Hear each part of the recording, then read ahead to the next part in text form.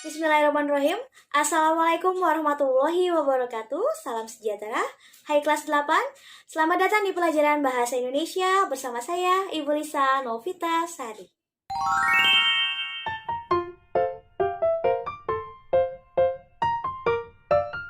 Terima kasih saya ucapkan kepada kalian yang sudah singgah di video pembelajaran saya. Bagaimana kabarnya? Semoga kalian semua di rumah dalam keadaan sehat dan tetap semangat mengikuti video ini walaupun dalam keadaan bertemu jauh, tidak bertatap muka langsung bersama saya.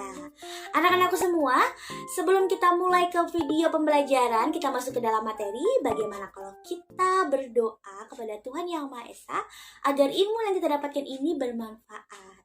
Ya, berdoa dimulai. Selesai. Ayo kita mulai. Anak-anakku semua, video pembelajaran kali ini adalah teks berita. Teks berita adalah salah satu teks bahasa Indonesia yang dipelajari di kelas 8 semester ganjil. Dan memang teks berita ada di bab pertama. Sebelum kita masuk ke dalam materi dan membahas tentang teks berita, kira-kira apa saja kompetensi dasar yang akan kita peroleh setelah kita mempelajari teks berita ini? Jadi yang pertama Nana adalah 3.1 mengidentifikasikan unsur-unsur teks berita yang membanggakan dan memotivasi yang didengar dan dibaca. Nah, kompetensi dasar yang kedua yaitu 3.2 menelaah struktur kebahasaan teks berita yang membanggakan dan memotivasi yang didengar dan dibaca.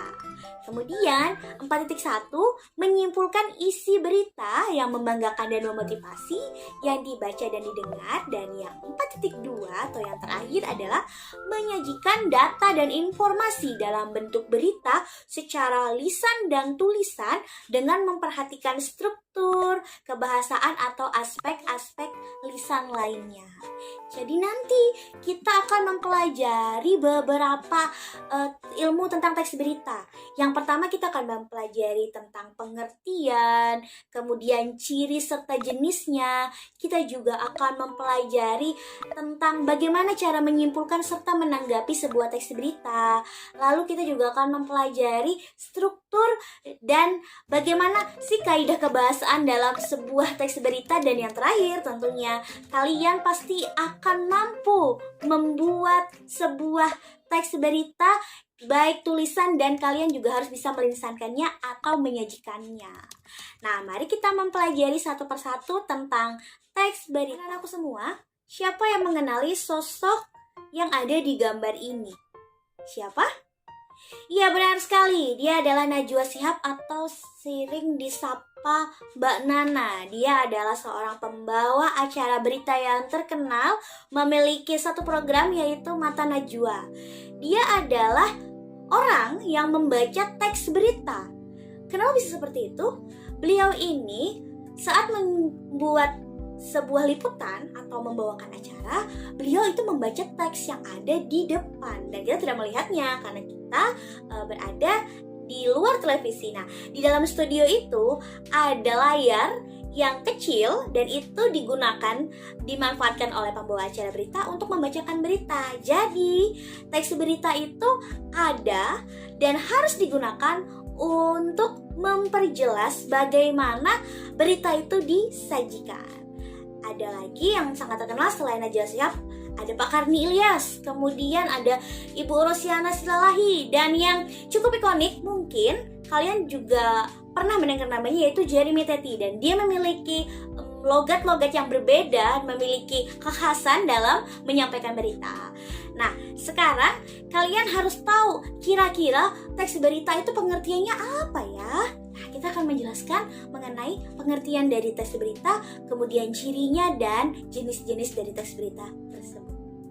Secara etimologi, berita itu berasal dari bahasa Sanskerta yang disebut dengan virit, berarti terjadi dan ada. Beberapa orang menyebutnya sebagai vrita, yang artinya kejadian atau yang sedang terjadi. Menurut Kamus Besar Bahasa Indonesia, berita adalah cerita atau keterangan mengenai kejadian atau peristiwa yang hangat, kabar, laporan, serta pengumuman juga disebut sebagai berita. Jadi secara garis besarnya, berita adalah laporan atau informasi yang di dalamnya memuat kejadian atau peristiwa yang aktual. Aktual disebut juga sebagai informasi yang terbaru, tidak basi, dan faktual, yaitu informasi yang memang ada faktanya, bukan hoax. Jadi, teks berita adalah teks yang melaporkan kejadian dan peristiwa atau informasi mengenai sesuatu yang telah atau sedang terjadi. Informasi yang disampaikan dalam teks berita memiliki sifat aktual dan faktual. Setelah kita mengetahui pengertian dari teks berita, kita akan mencari tahu ciri-ciri dari teks berita tersebut. Ciri-ciri teks berita itu ada 6. Yang pertama adalah faktual. Faktual adalah suatu kejadian yang bersifat nyata, tidak terikat oleh waktu, baik itu masa lampau ataupun saat ini. Yang jelas, faktual di sini adalah kejadian itu benar-benar nyata, bukan imajinasi atau bukan hoax. Nah, kemudian yang kedua ada aktual. Aktual adalah suatu kejadian yang bersifat nyata dan benar-benar terjadi. Peristiwa itu sedang hangat-hangatnya, bukan berita basi seperti itu. Jadi yang namanya aktual itu beritanya kekinian, tidak berita-berita yang lama sekali, berita 30 tahun yang lalu baru diangkat. Nah, bukan. Jadi berita aktual adalah berita yang sedang hangat-hangatnya. Ciri yang ketiga yaitu unik dan menarik. Teks berita itu harus unik atau berbeda penyampaiannya dengan yang lain. Jadi yang namanya teks berita, kalau misalkan dia terlalu panjang, itu disebut juga bisa jadi cerpen.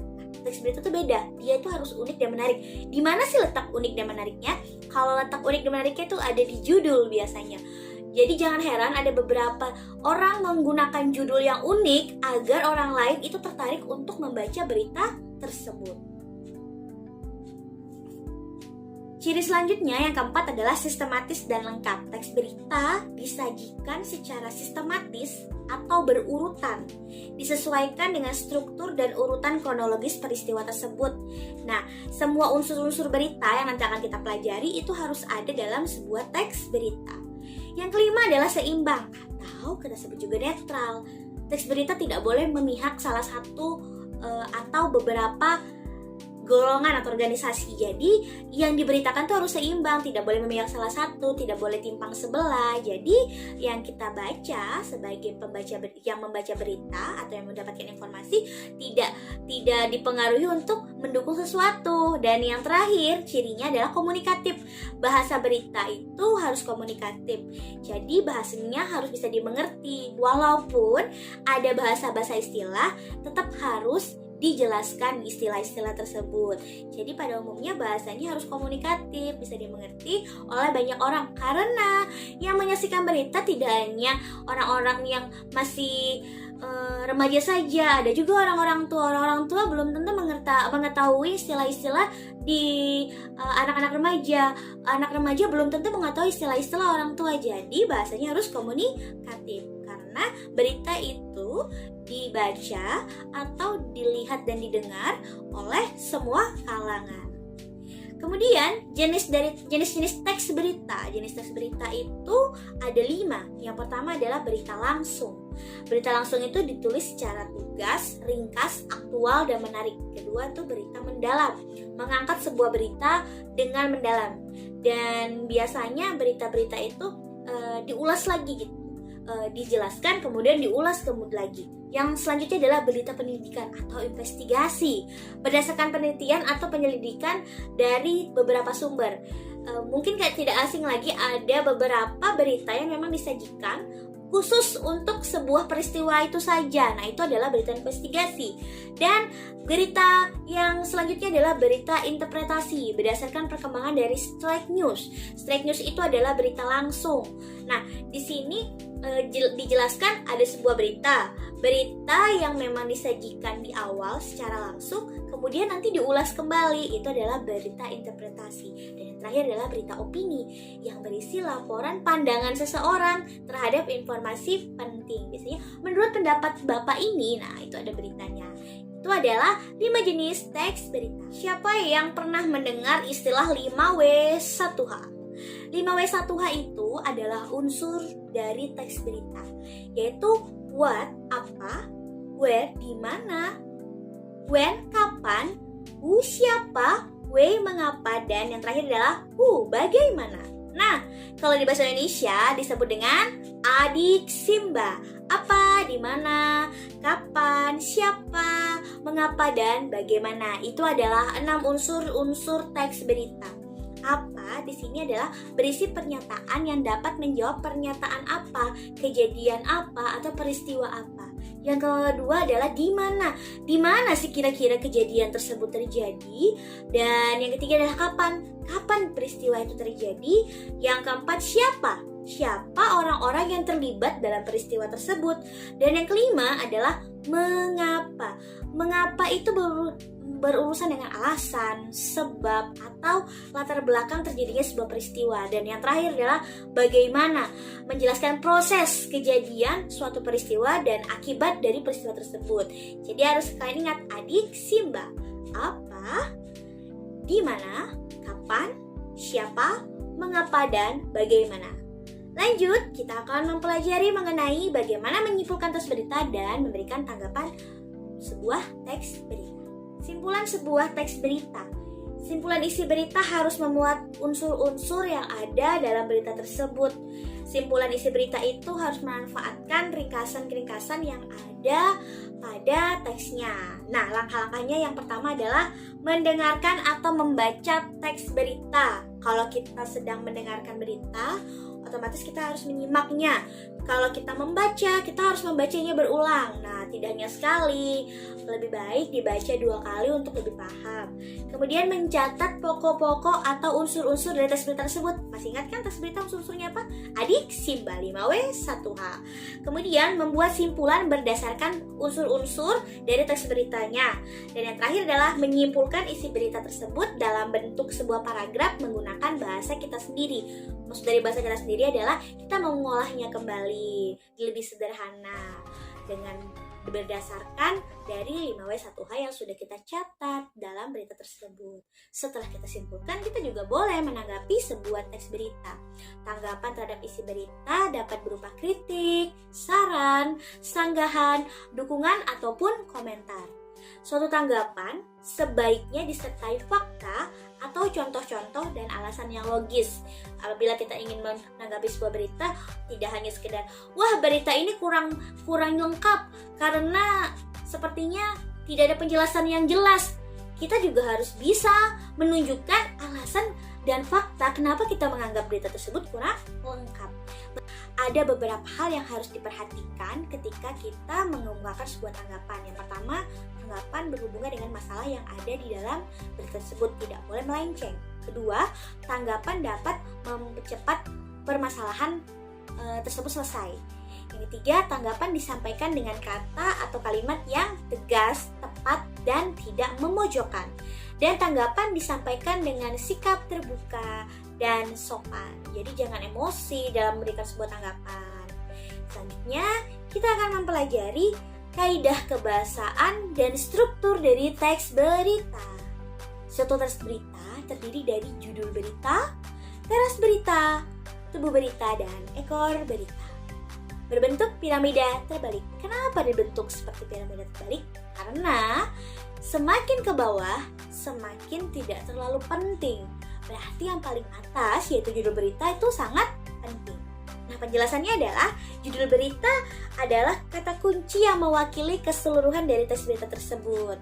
Tapi terkadang kalian harus ingat, saat ini banyak sekali media-media yang melakukan clickbait atau banyak judul yang tidak nyambung atau sengaja dibuat heboh sehingga orang lain tertarik, tetapi ternyata isinya itu tidak sesuai dengan judulnya. Jadi hendaknya kita kalau membuat sebuah berita harus sesuai ya judulnya. Kemudian teras atau lead berita. Di sini ada bagian yang sangat penting dari berita. Dalam teras itu ada penjelasan tentang adiksi.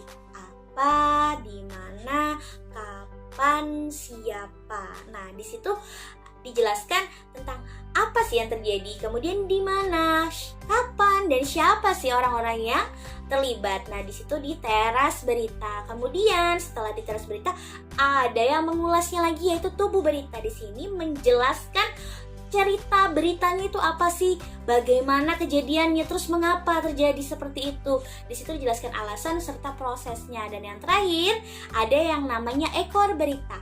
Di sini biasanya disebut sebagai kaki berita juga ya. Di situ ada simpulan dari teks berita tersebut. Nah, itu adalah struktur teks berita yang berupa piramida terbalik. Berikutnya adalah kebahasaan teks berita. Kebahasaan teks berita itu adalah ciri-ciri atau ciri khas dari bahasa berita tersebut. Nah, teks berita itu memiliki perbedaan dari teks-teks yang lain. Terdiri dari 5, yaitu 1. Menggunakan kalimat langsung dan tidak langsung. 2. Menggunakan kata kerja mental. 3. Menggunakan konjungsi temporal. 4. Menggunakan keterangan waktu. Dan yang terakhir, menggunakan bahasa baku. Yang pertama yaitu menggunakan kalimat langsung dan tidak langsung. Kalimat langsung adalah kalimat ujaran yang ditulis kembali secara apa adanya. Kalimat langsung diapit oleh tanda kutip. Nah, sebaliknya, kalimat tidak langsung adalah kalimat yang telah dibahasakan kembali tanpa mengurangi intinya. Dan yang kedua yaitu menggunakan kata kerja mental. Kata kerja mental adalah kata kerja yang menerangkan aktivitas mengindrai, berpikir atau merasa. Mengindrai itu pakai indra ya, Nak. Nah, perhatikan beberapa kata berikut ini. Melihat, itu mengindrai, karena indera penglihatan. Mengerti, itu berpikir, karena proses memahami sesuatu. Khawatir, itu proses merasa, karena adanya rasa cemas. Nah, ini adalah contoh dari kata kerja mental. Yang ketiga adalah menggunakan konjungsi temporal. Konjungsi temporal adalah kata hubung yang menunjukkan urutan waktu. Teks berita harus menggunakan konjungsi ini karena unsur utama dari teks berita adalah waktu.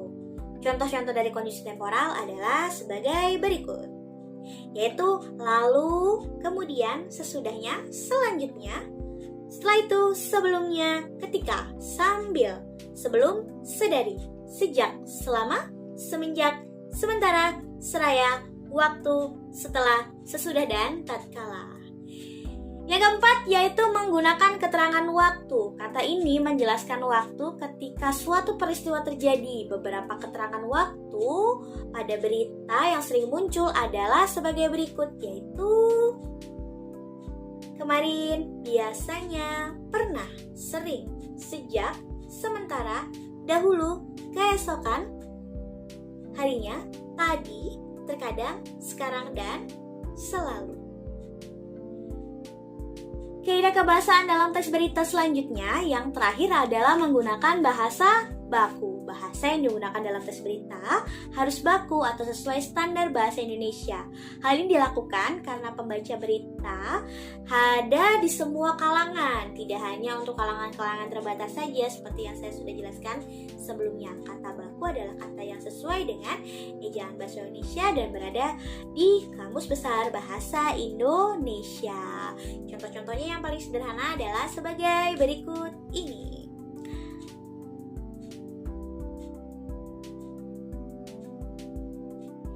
Baik, setelah kita mengetahui bagaimana pengertiannya, ciri-ciri jenis dari teks berita, menyimpulkan dan menanggapi berita, kemudian kita juga tahu struktur serta bagaimana kaidah kebahasaannya, saatnya kita menyusun teks berita. Langkah-langkah penyusunan teks berita itu terdiri dari 4. Yang pertama adalah memilih peristiwa atau kejadian terbaru atau terkini sesuai dengan sifat berita yaitu aktual. Kedua, mengumpulkan informasi yang mendukung, harus sesuai fakta.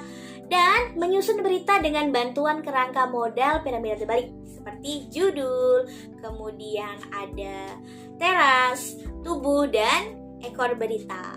Dan yang terakhir adalah menentukan judul yang singkat dan menarik. Ingat, judulnya harus menarik tetapi tidak boleh clickbait atau ada sekedar unsur kebohongan agar menarik. Buatlah menarik tetapi tidak membohongi, itu adalah judul yang paling tepat. Setelah kita mau buat sebuah penyusunan teks berita, setelah kita buat, kita juga harus menyuntingnya. Bagaimana cara menyunting berita? Ada beberapa cara untuk menyunting berita. Yang pertama, kebenaran isi berita yang didukung oleh kekuatan fakta berita. Kita juga harus mulai mengulas kembali kira-kira berita yang kita buat ini sesuai fakta tidak ya. Yang kedua, kelengkapan isi berita ditandai dengan kelengkapan unsur dari teks berita tersebut 5W1H atau adik Simba. Dan struktur penyusunan berita dimulai dari bagian penting ke bagian kurang penting. Ingat, piramida terbalik. Dan yang terakhir, penggunaan bahasa terkait dengan penggunaan kalimat efektif, bagaimana bahasa bakunya, kemudian tanda bacanya. Begitu adalah cara untuk menyunting sebuah teks berita. Setelah kita mempelajari beberapa hal mengenai teks berita, dari pengertian hingga bagaimana cara penyusunannya, sekarang ayo kita analisis sebuah teks berita dan kita lihat dari bagaimana unsur teksnya serta bagaimana struktur juga kaidah kebahasaannya. Yuk kita mulai menganalisis teks berita. Ya, kita akan menganalisis berita yang ada pada layar kalian ini dan kita harus mencari unsur-unsur teks berita serta bagaimana struktur juga kaidah kebahasaannya. Nah, sekarang kalian silahkan baca teks berita ini.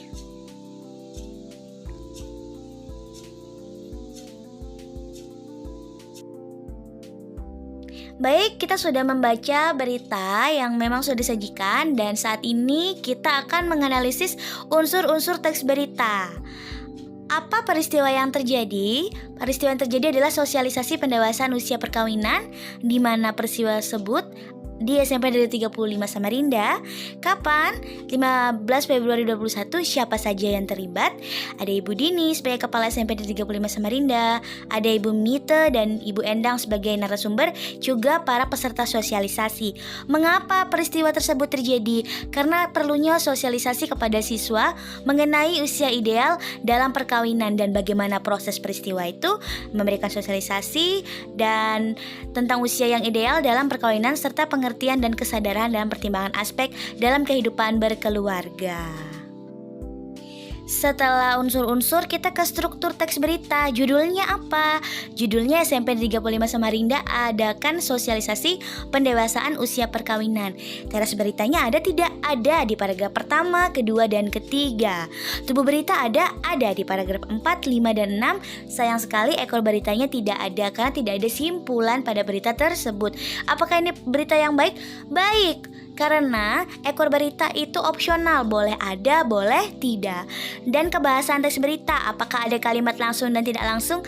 Ada di paragraf 3. Kata kerja mentalnya ada di paragraf 5. Ada konjungsi temporal? Ada. Keterangan waktu juga ada. Kata baku, teks berita ini menggunakan kata baku. Nah, ini adalah salah satu contoh cara menganalisis sebuah teks berita dari segi unsur, struktur, dan kebahasaannya. Kita sudah belajar teks berita dari pengertian sampai bagaimana penyusunnya dan juga sudah menganalisis salah satu teks berita. Jadi teks berita adalah sebuah teks yang berisi informasi yang faktual dan aktual serta memiliki 6 unsur 5W1H atau adik Simba, dan yang jelas dia memiliki 4 struktur penting, juga ada kaidah kebahasaannya. Nah, dari teks berita tersebut kita bisa tahu bagaimana cara membuat teks-teks berita dan bagaimana teks berita itu dibuat. Jadi saat ini banyak sekali berita yang ada baik di surat kabar, kemudian kita juga bisa membacanya di jejaring sosial atau kita bisa lihat di internet. Kemudian kita bisa menonton TV, bisa melihat di YouTube. Jadi kita juga harus bisa mawas diri untuk menghindari diri dari hoax. Karena hoax itu bisa membuat kita berpikir negatif dan kita bisa ikut menyebarkan, dan itu sangat salah sekali. Ada ujaran kebencian, kemudian sengaja membuat berita-berita bohong untuk membuat orang menjadi lebih cemas. Apalagi situasi pandemi seperti ini, banyak sekali orang memanfaatkan hal tersebut untuk menyebar hoax. Jadi anak-anakku semua di rumah, jangan sekali-sekali menyebarkan hoax. Alhamdulillahirrahmanirrahim. Terima kasih kepada kelas 8 yang sudah mengikuti video pembelajaran ini dari awal hingga akhir. Semoga ilmu yang kita dapatkan ini bermanfaat, dan nanti kita bisa berjumpa lagi di video pembelajaran atau di Zoom meeting, dan semoga saja pandemi ini lekas berakhir sehingga kita bisa bertatap muka langsung. Tetap jaga kesehatan, dan yang jelas jangan sering-sering keluar rumah, dan jangan lupa memakai masker.